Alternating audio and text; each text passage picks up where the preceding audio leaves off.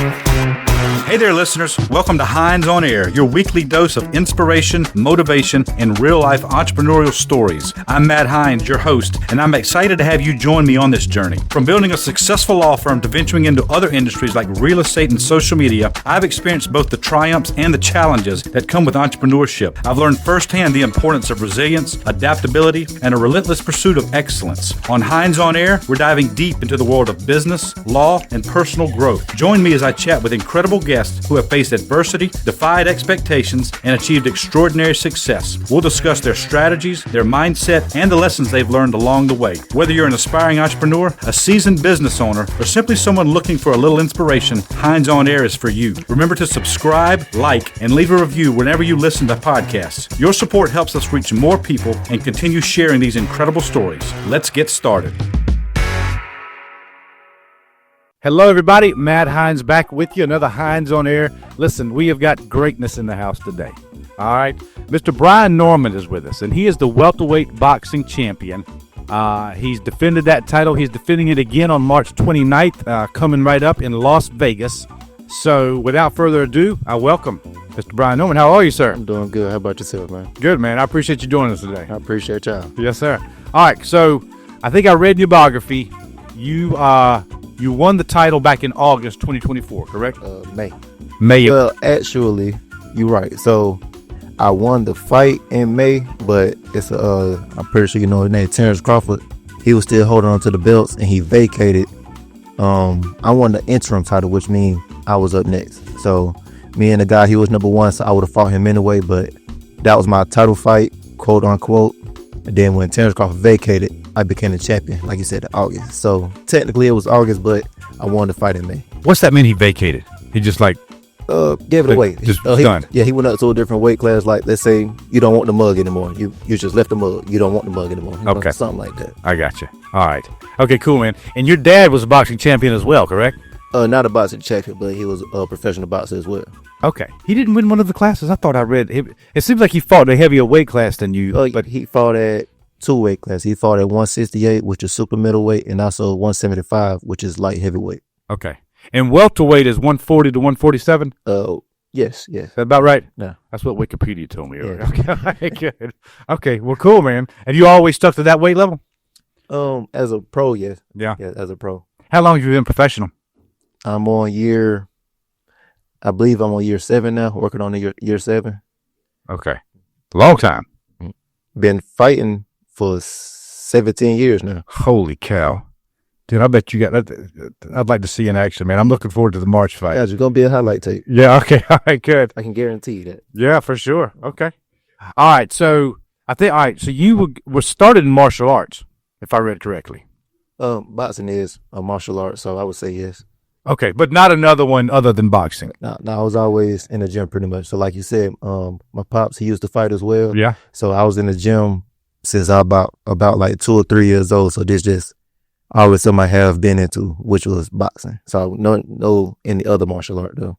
Okay. All right.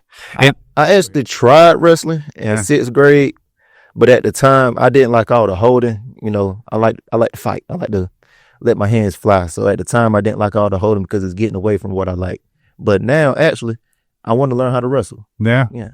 Well, I imagine after so long boxing, you kind of want to branch out a little bit. Of course, I'm sorry? Diversify a little bit. That's right. Because people are always talking about what's the best martial art. Like, what's the best? Jiu-jitsu is usually, from what I hear, what people think. But I would stick, honestly, with boxing. Mm-hmm. I mean, just Andrew, oh my gosh, his name escapes me. Andrew, the very well-known personality on oh my goodness. Anyway, he was talking about, well, people always argue that Royce Gracie, you remember the Gracie brothers from Brazil? The name sounds very, very familiar. Okay, so they were the first to like establish jiu-jitsu as like a legitimate or maybe one of the best forms of martial arts. Mm-hmm. They fought in the MMA tournaments and they beat pretty much everybody using jiu-jitsu. Nobody knew how to defend against it. Mm-hmm. So jiu-jitsu became known as like the best. But, you know, in other interviews and all, they're talking about what's the best martial art. And they're like, well, you may think it's jiu-jitsu because in those staged fights, those are fair fights where people are, you know, they got time, they got space, they can. But if you just suddenly jumped on I don't know, a subway or elevator or something, just a quick boxing jab, hook, or something like that, to me would be the most effective. You don't have time to do a whole lot of other stuff. But well, in my opinion, you can't necessarily say which martial art is the best. To me, it's all about how good are you at your martial art. For example, at the time, I'm pretty sure they was the best at their martial art as compared to other people in their martial arts. Let's say you're a good wrestler, but I'm a great boxer. If I catch you with a punch before you even get to me, now what? All your wrestling is out the window. It don't matter. Now, let's say you're a great wrestler. I'm just a good boxer. If I throw a punch and I miss and you grab and hold I'm done. You're done. So it depends on who is leading the dance. That's how I feel about it. Who is leading the dance? Who is fighting their fight? That's how I go about it. Like who is in the driver's seat? Who in the passenger seat? If you're in the driver's seat, you control the car. You control the lanes. What's going on? And if you're in the passenger seat, you just got to sit there and watch. So who is in control? Yeah, that's a good point. I think if you could give. Are you a Bruce Lee fan? Big time. Okay, all right, big good. Time. Bruce Lee, with his attitude, his confidence, whatever, he's the type of guy I think you could give him any martial art, and he'd just be a badass. Yeah. It wasn't Jeet Kune Do or Wing Chun or whatever that he used. It was him. Now, yes, the styles are important, but when you got somebody with that sort of that attitude, that aggression, whatever he had, he just had complete confidence in his skill. No matter what style you use, you're gonna be effective. Yeah. Actually, let's say no style at all. You can get somebody fresh off the streets, like you said, Bruce Lee's attitude. He had that same attitude before he learned anything. It's just something he already had in him. Then he just put two and two together. Hold up, I got the attitude. Let me put the mind into it, mind and skills, and it went on together. But you can take somebody from the streets with the meanest attitude ever.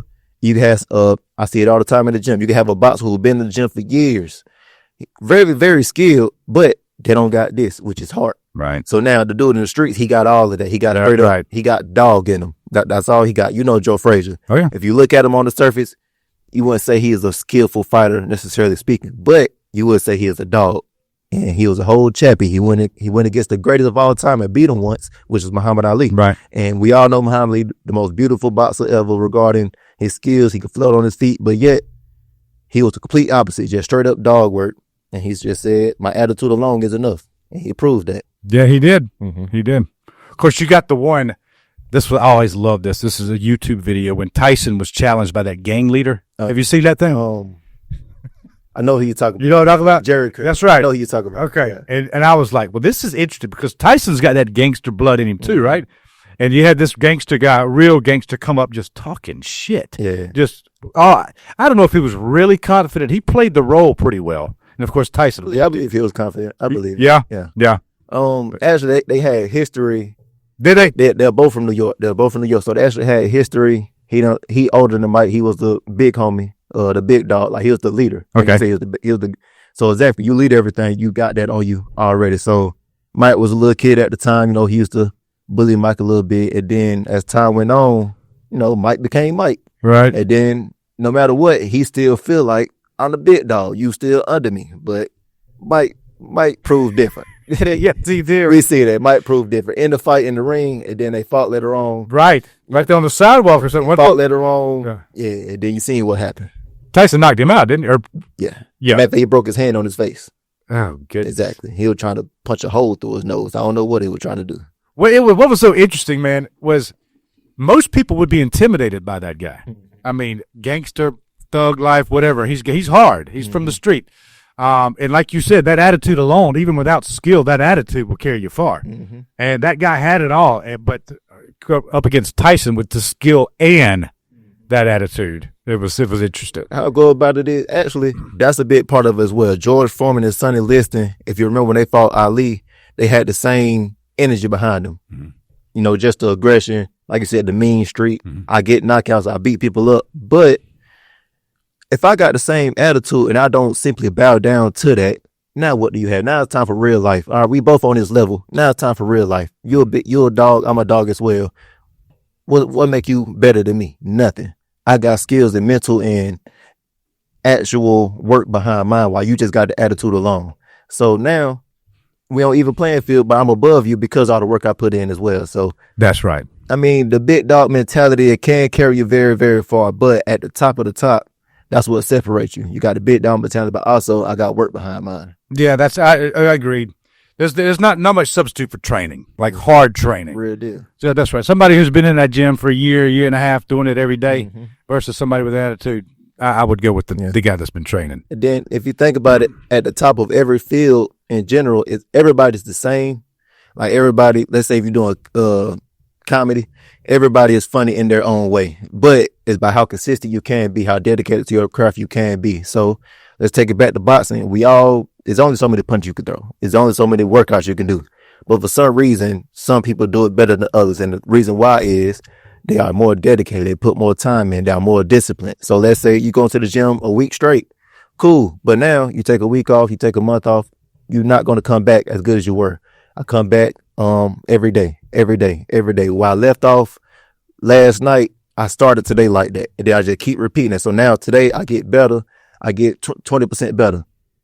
Tomorrow I start where I was just at. So now I get 20% better then. No matter what, I keep growing while you grow one time and then you decline again. So it's all about discipline and just staying on point.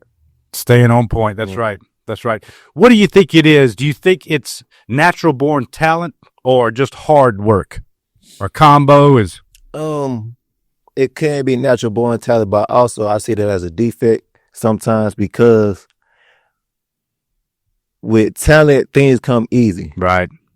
And if everything is easy for you, when times get hard, you don't know what to do. Unless it's something built in you. For example, my pops or whatever, he raised me to keep going into the uncomfortable. I always go uncomfortable because if everything is so comfortable and times get hard, you don't know what to do. It's not your forte. You back down. You crumble. So pressure can bust pipes, but also pressure can make diamonds. I'm pretty sure you heard that quote one time. But that's pretty much all it is. So talent can be good, but it also can be bad. It can be good regarding you got a good start, but where do you take that start? So you got an advantage off top, but where do you take it? Right. And then you got other people, which I say myself, I'm not necessarily talented. You will think I am now, but it's all hard work. Mine just came from going right back into it. I fail, quote unquote fail, or have a bad day. That's what I call it. I have a bad day. Dang, why did I have a bad day? I wasn't doing this. I wasn't doing that. Well, let me go try again. Let me go try whatever I didn't do. Didn't work. Now it's a whole nother challenge. Okay. It's a whole nother level to everything you have to do. So just keep coming back. That's all. Just don't give up. Keep coming back. Be hard-headed. Hard-headed can't be a bad thing, but it's also a good thing. Sure. It's here for a reason. We just don't quit. Just don't stop. Just keep going. Eventually, you will find your way. There you go. Right on. You're right. I think hard-headed is an absolute necessity. If you don't have that, you're going to get lost. Everybody going to like, for example, let's say you run a 10 miles. Why you got to run 10 miles? Just run one. Just do this. You need to rest. You're doing too much. Just take your time. No, I need to do this. Yeah. You forget what you're talking about. I'm being hard-headed, being stubborn. So, like I said, sometimes it can be a bad thing. Sometimes it can be a good thing. But sometimes you got to check your ego. Okay. Last time I burnt myself out, I overworked, I overtrained because I was doing too much. Okay. Let me find that sweet spot. Let me dial it back a little bit. Try to find different ways around it. So, of course, still be stubborn, but still be smart as well. Hard work and smart work. There you go. All right. So going back to the beginning, you and your daddy, like, how was that relationship? Were y'all buddies? Or still close? Yeah. So, like I said, I've been in the gym since about 2 or 3 years old. I always looked up to him, same name. You see, I'm a junior. Yep. Bryant the assassin. Normally, I got the assassin from him as well. So that was Superman. That was my Superman. That was my action figure. You go to the store. Cool. That was my action figure. That was my superhero. I get to see it in real time. And just like me, he was a workhorse. So you were going to his fights? Was he fighting at this time? Or was he was fighting, but I was too young to remember. Okay. But he said I went to a few. I'm too young to remember. But that's what I seen, and how I personally feel. If anybody else can do something, I could do it as well. And not only that, I could do more. That's just how I personally feel. Now, this is my whole thing. You may be able to do more right now, but time goes on. All I got to do is just keep marching and keep stepping, and sooner or later, I will be there. And also, sooner or later, I can go past that because I'm more dedicated, I'm more consistent. So that's what I seen with him. He couldn't be as dedicated and consistent as he wanted to be because he had 4 kids at 21, me being the baby. Now, imagine that. Imagine yourself at 21 years old with 4 kids, full-time job, and still trying to be a professional boxer. So it's too much on the plate. Yeah. So the main thing he taught me was to keep your life simple and smooth. Take your time. Don't rush anything. And right now, I necessarily don't have any responsibilities. I don't have any kids. I don't have anything I have to do besides train. Like anything else is extracurricular. Like, I got a girlfriend. Let's say that's extracurricular, but we don't have any kids right now. So I don't have to do anything necessarily speaking. So he said, keep your life simple, sweet, and focus on the task at hand. So right now, my task at hand is going into the gym, doing what I got to do, make sure I eat right, train hard, rest right, stretch, drink water, whatever the case may be. Take care of yourself and focus on your craft. What is a typical training regimen? Like, what's your daily? All right, so you got to fight in March. So I already picked it up. You've already picked it up? Yeah. What's the difference between a fight schedule versus just a maintaining schedule? So my schedule is a little different from others. Like most people, they actually have off seasons, quote unquote, where they just, they come to the gym, play around a little bit. Some people don't go to the gym at all. But with me, I like to stay in the gym the whole time. And I'm going to say fight schedule. Like if I got a fight coming up, for the most part, most of it is the same for real. That's more intense. That's all. Okay. So in the morning, I go for a run. It depends on what day it is, but right now I'm wearing a weight vest as I go running, so I'm trying to push it. After that, I'm in the gym. To me, everything's all about intensity. So I'm in the gym right after that. Let's say 3 hours, but not just 3 hours of moving. Like I said, intensity is also, it's only so much you can do. So what can separate you from others? Intensity. So it's all about pushing yourself to your last little bit and then going even further. So that's how I operate my training schedule. It's nothing crazy necessarily speaking. It's just intensity. All right, so running, I assume you're sparring. Mm-hmm. Is there like, how many hours per day right now? Probably 5 or 6. Yeah, I'll say probably 5 or 6. 5 or 6. Straight, or you break that up like 2.5, or? I'll just say 2. 2. So the first one is about like a hour, maybe 2, the run part. And then the gym session is, like I said, that fills in the rest. So probably like 4 hours. Wow. Yeah, 3 to 4 hours is the typical time. Okay. All right. But the whole time, we're not just moving. We got to work. We're not just going through the motions. We're not just taking a walk in the park. So, for example, 10 miles is 10 miles. No matter if you walk it, sprint it, or jog it, it's still 10 miles. But I want to sprint it. It's all about intensity. So that's how I like to train. 10 miles every day? No, not now. To me, actually, I do 10 miles in the off season, quote unquote, when I don't have a fight coming up, just to, stay in shape, stay sharp, because doing too much running can take away your energy for training. Okay. Because at the same time, I'm not a marathon runner. Right. I'm a boxer. So in the off season, yeah, I can do that 10 miles because I don't need as much energy to go crazy in the gym. I'm still doing my thing in the gym, but not turbo crazy, because also something called peak. You don't want to peak out too soon and then diminishing returns after that. So, when the time for fight time, that's when I actually turn the miles down, but I pick my time up. I run faster. So, like I said, intensity. For example, in a boxing fight, it's only 3 minutes of a round. And it's only 12 rounds. It's not a marathon. It's not ultra marathon, 100 miles. No matter what, it's always going to be 12 rounds, 3 minutes. So how do you do more in those 3-minute rounds for 12 rounds? So that's how I go about it. It's all about picking up the intensity. So just high motion, high volume increments of, all right. And do you train, but what, do you mind taking me through like a typical 2-hour training? Like you do so much of, push-ups, so much of sparring, so much of bag work? I'll tell you, it's, like I said, it's real simple. Nothing at all. There's only so much you could do. Shuttle boxing, jump roping, that's my favorite thing to do. Hitting the heavy bag, mid-work, sparring some days.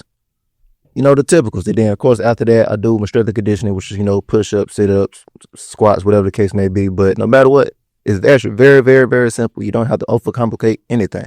It's all about intensity. That's literally all it's about. In a fight, it's only me and you. You got 2 arms and legs. I got 2 arms and legs. We both got 24 hours to train. We only got 24 hours to do something. Let's say we both doing the same thing, but I just do it more intense. Mm-hmm. I'm better than you now. Mm-hmm. That's all it is. So it's all about intensity. I got you. That's cool, man. Mm-hmm. Who are some of your heroes besides your father, like professional fighters? Who'd you look up to? I go even besides fighters. I just go in general. Mine is, it's gonna sound funny, but Rambo.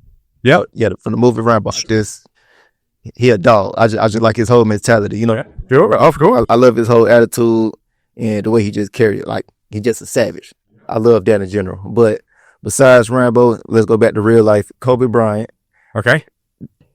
He embodies exactly what I want to be. Kobe Bryant is exactly what I want to be.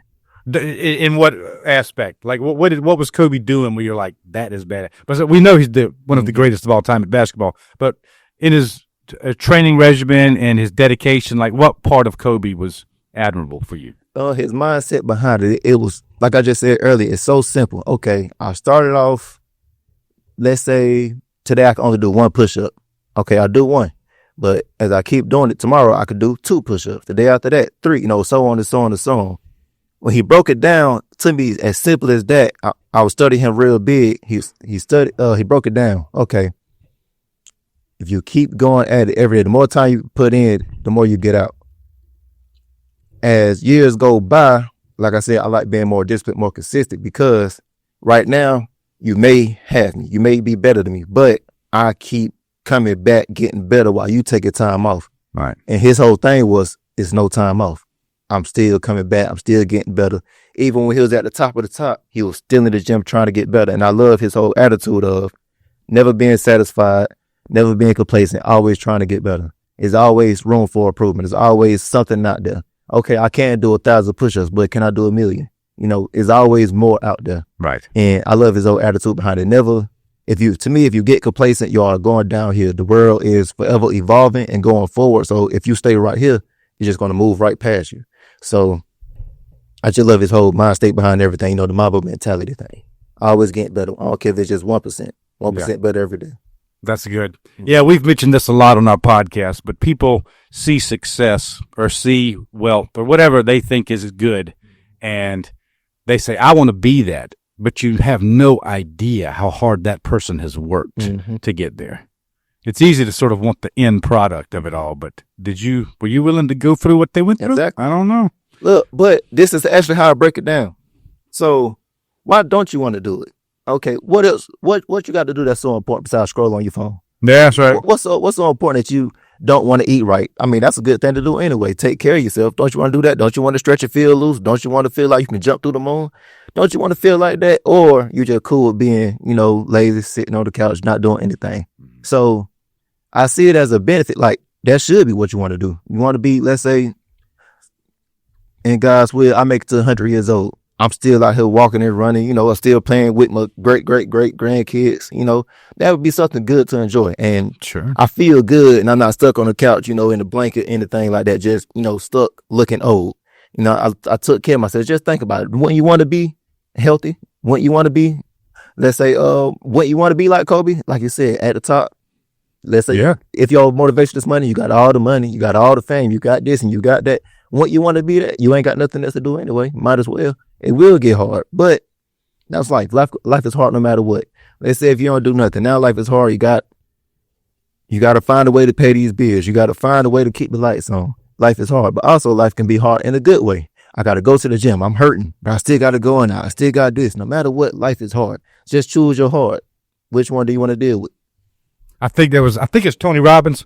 You've heard of Tony Robbins, big motivational speaker. Mm-hmm. Somebody was he was asked the question like, so man, when can I relax? Like right now I'm just so stressed. I got so much going on. Like he's like, look, you can relax when you're dead. Right now it's game on. You just keep the pressure up. It's like, sorry, that's life. So if you live it right, that's how it should be. Yeah. So actually I used to think about that as well. So like, train hard. My body always hurting. Every night I'm dead. I'm so serious. Still right now. Every night I'm dead. Then I wake up trying to get out the bed. It hurt. But I realized as soon as I take a step out the bed, all the pain gone. So it was just all in my head for it. So just keep going. That's right. So now something I live by is we think about today, but we work for tomorrow. The reason why we think about today is, for example, if I think about, I'm a world champion right now. if I go back to me when I first started boxing at 7 years old, and I'm looking at where I'm at now, I can't see myself doing this. Being a whole world champion is so far, it's so long. It's too much. But if I just think about today, what do I need to do today? Okay, I need to run these miles. I need to go into the gym. I need to do this and do that. They stack up. Every day stacks up if I just keep doing the right thing. For example, eating right. If I eat right now, tomorrow's going to make me better. So think about today, work for tomorrow. That's good advice, man. Mm-hmm. That's right. Yeah, I was talking to a friend of mine the other day. He's got a target that he wants to achieve. He was looking at it, might be 5 years, might be 10 and all. And I was like, don't look at it like that, man. Break it down. That's right. We call it gradient scales, the law of gradient scales. Like, don't look at just that end.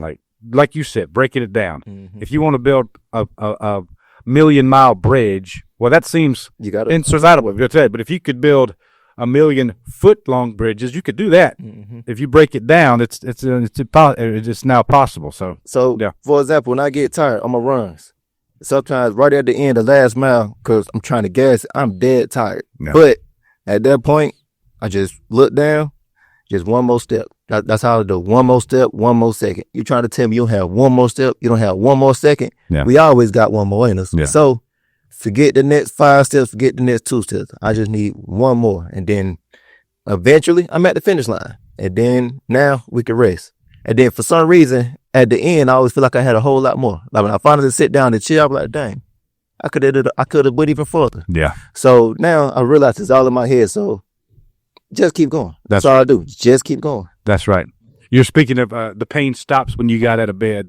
I've often thought, I firmly believe this because I believe everything you're saying and agree with, and we apply it as a family and everything.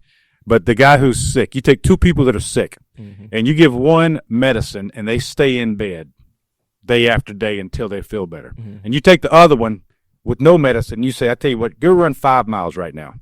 That guy who runs 5 miles will come back almost cured, I bet. They just blow right through it. It's amazing how much of that was mental to begin with. Yeah, there's germs. Yeah, there's bacteria, blah, blah, blah, blah, blah. But the mental side of it is paramount. Yeah. Just get it out your system. Yeah, yeah. All right, so you mentioned Rambo and Kobe. How about boxers? Like anybody that you were like, this guy's just the GOAT? So, to me, Kobe got MJ. And I look at it like, I got Floyd Mayweather. Okay. So, MJ used to work his tail off. He was always in the gym. He was always doing that. He was very smart. Yeah. And then Kobe studied everything he had going on. And with me, I grew up watching Floyd the most. You know, he was the guy at the time. And then even still looking back at it, he was to me the hardest worker. I studied a whole lot of boxers. And it always pointed right back to him. He was one of the hardest workers ever. So now my whole goal is to get where he at and then eventually surpass it.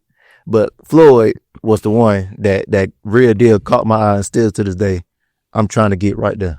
Nice. I love his work ethic. And then like you were talking about the dog mentality, he definitely got that as well. So he got the best of both worlds. Yeah, he had it all. You're right about that. Who do you think is the greatest boxer of all time? Floyd? Got to go Ali. Ali? Got to go Ali. Yeah, matter of fact, I'm going to have to go, do you know Sugar Ray Robinson? Mm-hmm. I'm going to have to go Sugar Ray Robinson simply because Ali looked up to Sugar Ray. Wow. Exactly. So Sugar Ray Robinson, I have to give it to him. But my initial thought growing up was always Ali, the greatest of all time. Yeah. I don't know enough to say. Tyson to me was just a force to be reckoned with. Like he was like above human. Mm-hmm. Even seeing him work that bag with Busta, his coach and all, it was like, yeah, it was like, I don't see how a human just functions like that. I mean, he would just blast it. And so I don't know as much about Ali, but I don't know. Those two, or do you think those two are the top, or is Tyson like top 5 or something? Regarding that, so from a boxing standpoint, the way we look at the greatest of all time, it does have something to do with boxing, but also it got something to do with outside of boxing, like what you stood for. Okay, it is a sport, but also now you have a voice. You got the people, you got the whole world bound down at you. What do you do with your power?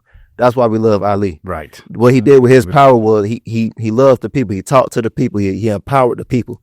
Mike Tyson, yeah, great fighter. He did his thing. To me, I look up to him as well. I was actually watching Mike Tyson video before I got here. Mm-hmm. So boxing wise, he always did his thing.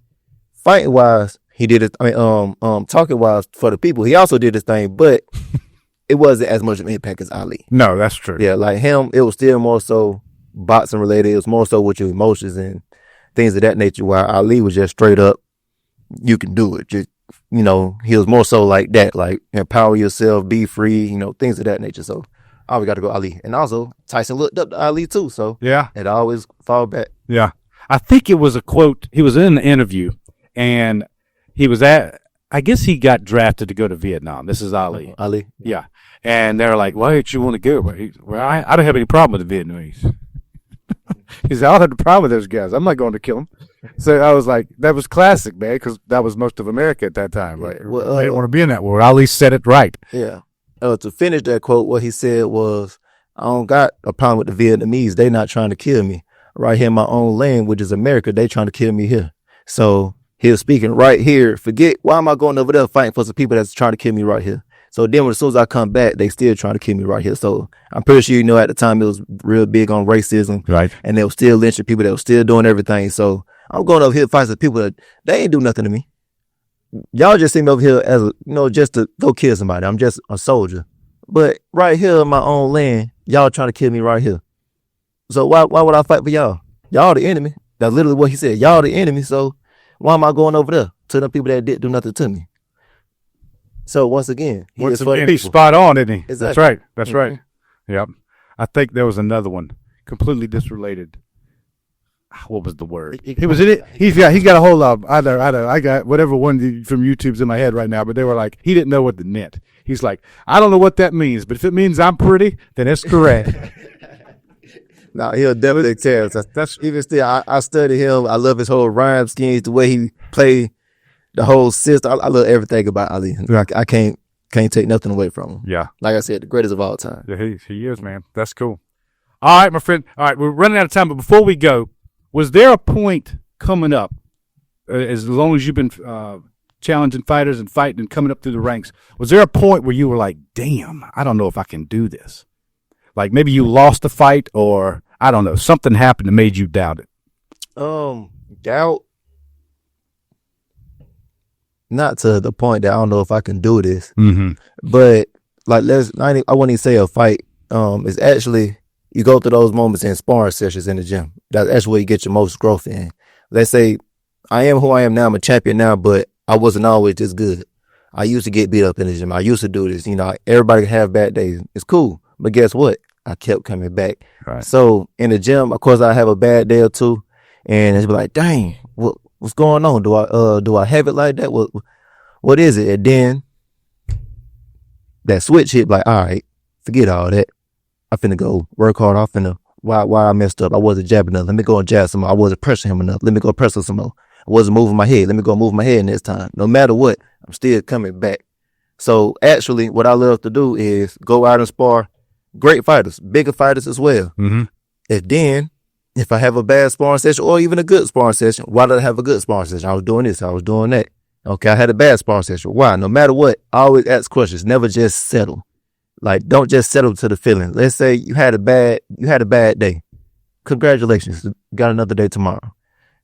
Go and get it back together. You can't just sit here and soak in this moment. There's always another second to attend to. Always something next, and you got to be ready for it. So, but if you just sit right here and soak in it, you can't grow anymore. There you go. You're right on. And the sad thing is, most people kind of get this, but few can really apply. A lot of people just get kind of stuck up in the past or whatever. I don't know. They got a lot of victims going on. So, yeah, to me, life in general is 90% mental.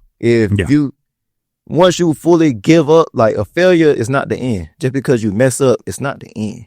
So once you fully give up, that's when you really lost. That's when you lost. When you say, that's it. You throw in the towel, I can't do no more. But if you just sit, it's cool to sit back and just marinate. Ain't nothing wrong with that. Take your time. There's nothing wrong with that. As long as you come back into it, I'm like, okay, I got a new mind. I know what's going on. And also mistakes, guess what mistakes are? It's a lesson. Okay, when I did that didn't work. Right. So therefore, I'm not about to do that again. I'm going to try this over here. No matter what, just keep trying. The answer is out there. If somebody else did it, that means you can do it. Like I said before, if anybody else can do it, why can't you do it? It's out there. study them. For example, Floyd Mayweather, that's why I look up to him. He did it, so therefore the blueprint is right there. Ali did it. It's right there. Mike Tyson did it. I studied a whole lot of great fighters. Yeah. They all did it.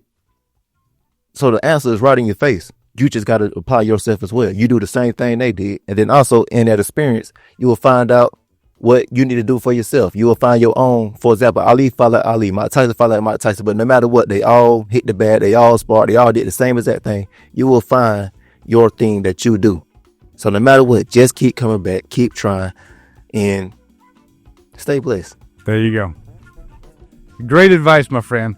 All right, well, listen, thank you very much for your time, man. Rarely do we have somebody with this much talent, a gentleman, intelligent. Props to you, man. Thank you. Yeah, that's cool. All right, well, listen, thanks again. And thank you, everybody, for joining us on Hines On Air. I hope you've gotten something out of this episode. Stay tuned. All right, so the next title fight is March 29th. Yes, sir. Las Vegas. You said your second fight in Vegas. Yes, sir. All right. Where do we see that? Where is it shown? ESPN. The ESPN. Jeez, that's big time, brother. You there? That's Oh, good, man. Good. All right. So March 29th, stay tuned. He's going to be defending the title. Everybody, again, I hope you enjoyed.